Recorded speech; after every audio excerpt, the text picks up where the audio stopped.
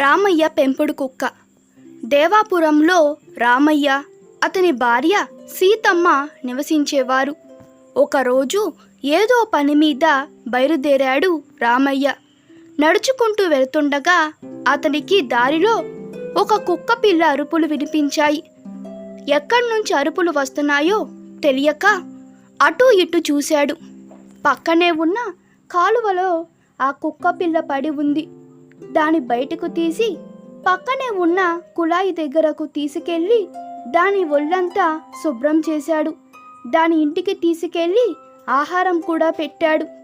అది రామయ్యకు బాగా మచ్చికయింది. సీతమ్మ దాన్ని జాగ్రత్తగా చూసుకునేది. దానికి పండు అని పేరు కూడా పెట్టాడు రామయ్య. రోజులు గడుస్తున్న కొద్దీ ఇంటికి ఎవరు వచ్చినా వాళ్ళను చూసి అరవడం మొదలుపెట్టింది పండు.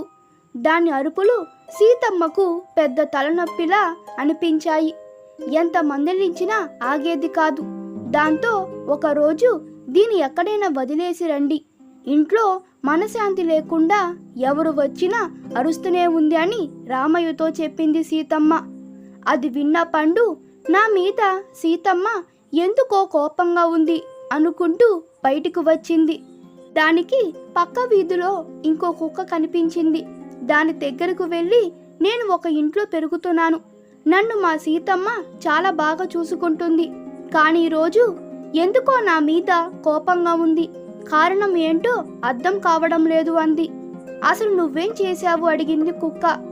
ఇంటికి ఎవరు వచ్చినా అరుస్తున్నాను అని బదులిచ్చింది పండు. అలా చేయడం తప్పు. ఎవరైనా హాని తలపెడుతున్నారు అనిపించినప్పుడు మాత్రమే అరవాలి, అంతేగాని ప్రతిసారి అరవకూడదు అని చెప్పింది కుక్క. ఆ మాటలు విని అక్కడి నుంచి బయటికి పరిగెత్తింది పండు. ఇక అప్పటి నుంచి అందరినీ చూసి అరవడం మానేసింది. ఎవరైనా రామయ్య సీతమ్మతో గట్టిగా మాట్లాడినా కోపగించుకున్నా అప్పుడు మాత్రమే అరిచేది. అది చూసి సీతమ్మ మన పండు చాలా మారిపోయిందని సంతోషించింది. ఒకరోజు రామయ్య ఇంటికి ఒక వ్యక్తి వచ్చాడు. అతను మాట్లాడుతుంటే అలాగే చూడసాగింది పండు. అతను ముందు బాగానే మాట్లాడినా రామయ్య వెళ్ళిపోగానే ఇంట్లోకి వెళ్ళి పరుసు దొంగలించుకొని వెళ్ళాడు. అది పండు చూసినా అతను రామయ్యని ఏమీ అనలేదు కాబట్టి అలాగే ఉండిపోయింది. కాసేపటికి రామయ్య ఇంట్లోకి వచ్చి చూస్తే పరుసు కనిపించలేదు.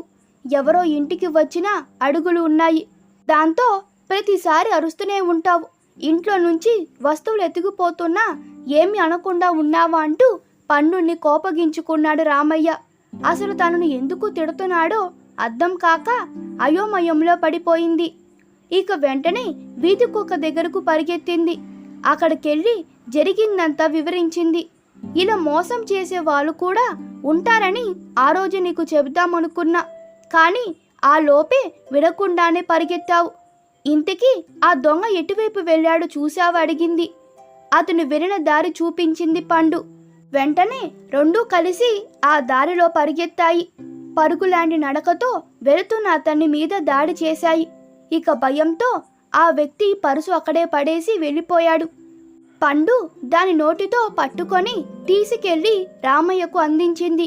దాంతో రామయ్య సీతమ్మ ఇద్దరు ఆనందించారు. దాన్ని కసురుకున్నందుకు క్షమాపణగా దగ్గరికి తీసుకొని తల నిమిరారు. ఇక అప్పటి నుంచి పండు జాగ్రత్తగా ఉండసాగింది. ఈ కథ మీకు నచ్చినట్లయితే మీ అభిప్రాయాలు కామెంట్లో తెలపండి. Please like, share and subscribe to my channel. Thank you.